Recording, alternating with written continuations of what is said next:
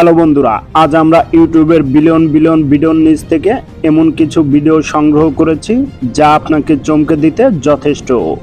আমাদের দৈনন্দিন কাজে নানা রকম ভুলের কারণে ছোট ছোট ক্ষতি হরহামেশাই হয়ে থাকে, আর এসব ক্ষতির পরিমাণ নিয়ে আমরা তেমন একটা চিন্তা করি না। কিন্তু আপনারা জানলে অবাক হবেন যে পৃথিবী জুড়ে খুব ছোট ছোট ভুলের কারণে বিলিয়ন বিলিয়ন ডলারের লোকসান গুনতে হচ্ছে। মার্ডো চ্যানেলের আজকের এপিসোডে আমরা দেখতে চলেছি প্রকৌশলীদের ছোট ছোট ভুলের কারণে ইতিহাসে সবচেয়ে বড় ক্ষতি হওয়ার এমন কিছু দৃশ্য, যা দেখলে আপনি আপনার চোখকে বিশ্বাস করতে পারবেন না। শুধু তাই না, এসব ছোট ভুলের কারণে এত পরিমাণ লোকসান গুনতে হয়েছিল যে আমি নিশ্চিত আপনাদের মধ্যে অনেকে আফসোসও করতে শুরু করবে। তাহলে ভিডিওটি মনোযোগ দিয়ে দেখতে থাকুন। বিগ বেন, এই ঘড়িটি কেউ নিউজ পেপারে দেখেছে, কেউ টেলিভিশনে দেখেছে, আবার কেউ সরাসরিও দেখেছে। এটিকে ব্রিটিশ পার্লামেন্টের প্রতীকও বলা হয়ে থাকে, যা কিনা বহু বছর ধরে সঠিক সময় প্রদর্শন করে আসছে। পৃথিবীর সকল সঠিক সময় প্রদর্শনকারী ঘড়িগুলোর মধ্যে এটি একটি অন্যতম। তবে এটা 1857 সালে টেস্ট করার সময় এর বিশাল আকারের ঘণ্টা ভেঙে যায়। এরপর 1859 সালে আরও একটা নতুন ঘণ্টা প্রতিস্থাপন করা হয়। দুর্ভাগ্যবশত 3 দিনের মধ্যে নতুন ঘণ্টাটিও ভেঙে যায়। অনেক পরীক্ষা নিরীক্ষা করার পর প্রকৌশলীরা বুঝতে পারে যে মেটাল দিয়ে ঘণ্টাগুলো তৈরি করা হয়েছিল তা খুবই দুর্বল প্রকৃতির ছিল। সেই সাথে প্রতি সেকেন্ডে আঘাত করা এই হামারটিও ছিল বেশ বড়। পরবর্তীতে প্রকৌশলীরা হামারের সাইজটি ছোট করে দেয় এবং সেই সাথে ঘণ্টাটি মজবুত মেটাল দিয়ে তৈরি করে দেয়। তারপর থেকে এখন পর্যন্ত এটি সঠিক সময় প্রদর্শন করে আসছে। মার্স প্ল্যানেট অরবিটার 1910 সালে গ্যালিলিও কর্তৃক মঙ্গল গ্রহ আবিষ্কার হলে বিশ্বের সকল বিজ্ঞানীদের নজর তখন মঙ্গল গ্রহের দিকে পড়তে থাকে। তথ্য প্রযুক্তির উন্নতির সাথে সাথে মঙ্গল গ্রহ পৃথিবীবাসীর কাছে আরও বেশি আকর্ষণীয় হয়ে ওঠে। তাই প্রতিনিয়ত বিজ্ঞানীরা বিভিন্ন নভোযান মঙ্গল গ্রহে পাঠাতে শুরু করে। 1971 সাল থেকে আজ পর্যন্ত বেশ কয়েকটি রোবট এবং অরবিটার মঙ্গল গ্রহে পাঠানো হয়েছে। কিন্তু আপনারা শুনলে অবাক হবেন যে এর মধ্যে একটি অরবিটার মঙ্গল গ্রহে পাঠিয়ে বড় ধরনের লোকসান গুনতে হয়েছিল। আর এই অরবিটারের নাম হলো মার্স প্ল্যানেট অরবিটার। নাসা 1999 সালে আবহাওয়া সম্পর্কে ধারণা পেতে মঙ্গল গ্রহে অরবিটারটি পাঠিয়েছিল। অরবিটারটি 10 মাসের যাত্রা শেষে যখন মঙ্গল গ্রহে পৌঁছায়, ঠিক তখনই এর বিস্ফোরণ ঘটে শত শত টুকরায় পরিণত হয়।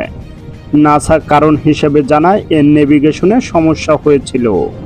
নেভিগেশনে সমস্যা হওয়ার কারণে অরবিটার থেকে প্রাপ্ত কোডগুলো ইংরেজিতে ট্রান্সলেট হচ্ছিল না, আর এ কারণেই অরবিটারটি ক্র্যাশ করেছিল।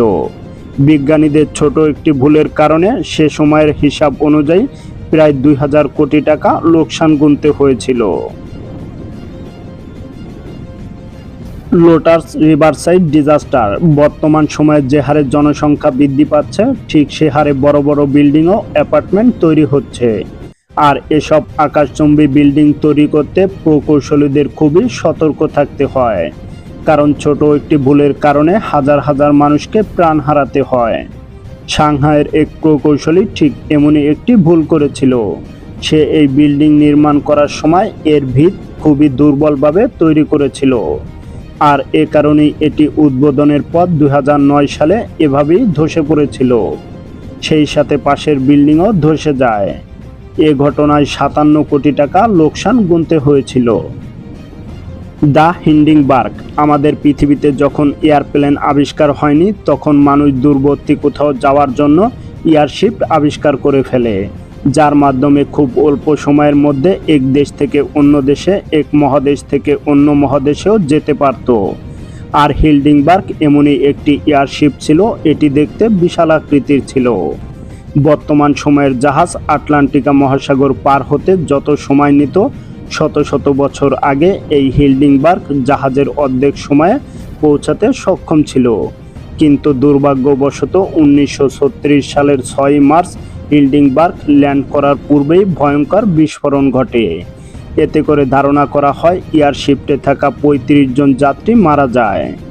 এর কারণ ছিল এটি ডিজাইন করার সময় ডিজাইনার একটি বড় ভুল করেছিল। সেটা হলো ইলেকট্রিক পটেনশিয়াল উইন্ডোর থেকে ইলেকট্রিক পটেনশিয়াল বড় করে ফেলেছিল, আর এ কারণেই এই ভয়াবহ দুর্ঘটনাটি ঘটেছিল।